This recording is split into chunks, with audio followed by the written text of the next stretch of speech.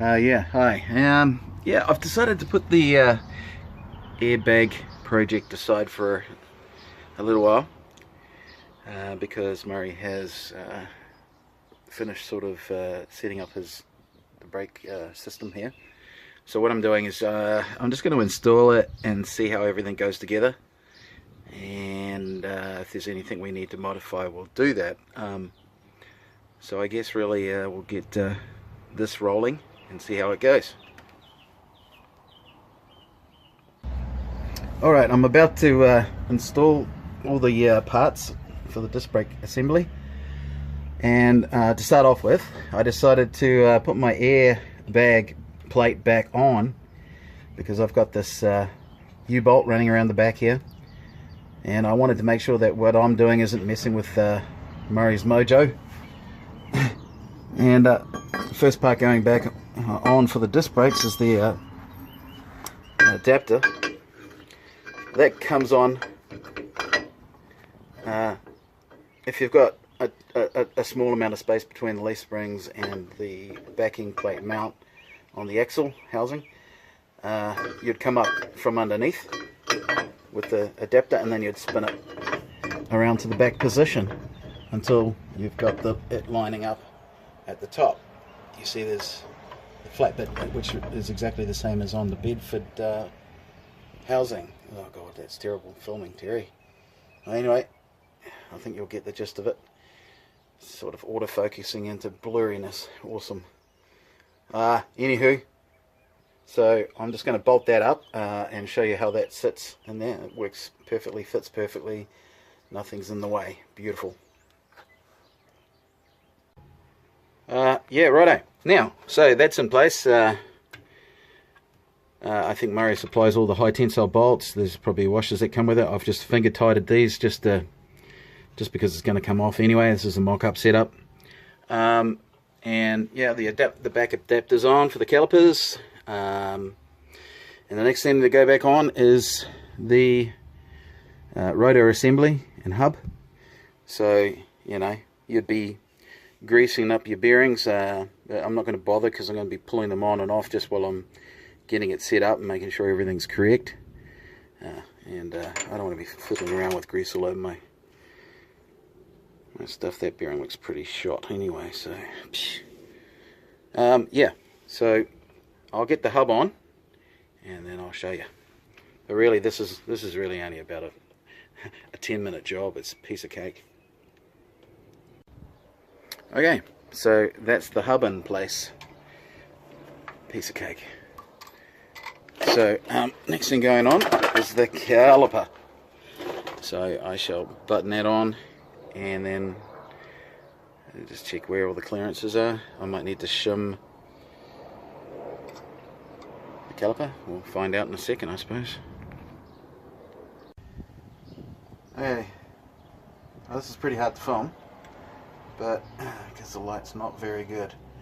Oh, there you go. So it's in place. Everything's none of the moving parts are in the way or anything. And the handbrake cable. See if we can do this without too much drama. No, it's not gonna.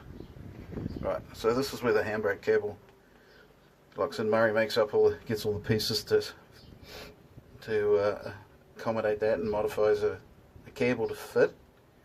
So it's all plug and play. You just the cable runs in the same place where the Bedford ones normally do. So it's just put it together. Easy peasy. Can't get any easier than that. I don't think I need to shim the caliper. I think it's in the right place. But I'll double check all that stuff later on. But there you go. Disc brake assembly set up for a dual wheel Bedford. Comes in a kit that you can put on yourself without any fiddling around. So yeah, it's all going good. Right, so I've got the calipers on both sides. Everything's good. I just got to work out some brake lines. And moving on, this is the handbrake cable. So Murray's kits come with the handbrake cable that's been specially made to fit the Bedford, and the calipers that he supplies, so you don't even have to worry about any of that sort of stuff. So I'll just go and fit this and I'll show you what it looks like when it's all done. Okay, so handbrake cable in with perfect length, goes in exactly the same place. I haven't put the come on, focus, there you go. Haven't put there's a little spring that goes up on the chassis, comes down and holds the cable out of the way.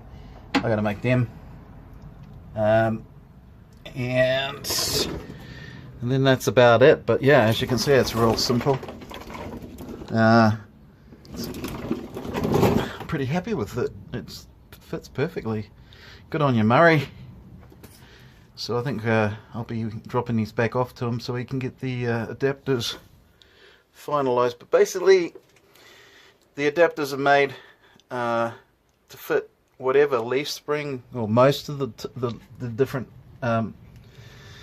leaf spring arrangements that we've sort of seen come through his shop over the last 40 years, from standard parabolic springs, which are down the inside of the chassis on standard vehicles, I think. Yeah, my one was chopped and changed, and as you can see, it's been moved from there out to the other side to accommodate the CF Centre Bedford Dual wheel axle housing. A lot of guys, some guys use Ford Centres, Falcon, with Falcon rims, and I've seen multi-leaves. So yeah, anyway, the adapters are designed to go on whichever system you're using, and most of them should fit. And I'm pretty happy how that's all come together. I can get back onto my airbags now. But anyway, this was just a video just to sort of give you an idea on you know, how to install them. I mean, it's just a piece of cake. So if you've got a dual wheel out there, dual wheel Bedford, and you want to get some decent brakes in the rear end and stop wasting your money on them old drum brakes, yeah, get in touch with Murray. The number's on the page somewhere. Eyes are made for looking. And I'll catch you on the next one. See ya.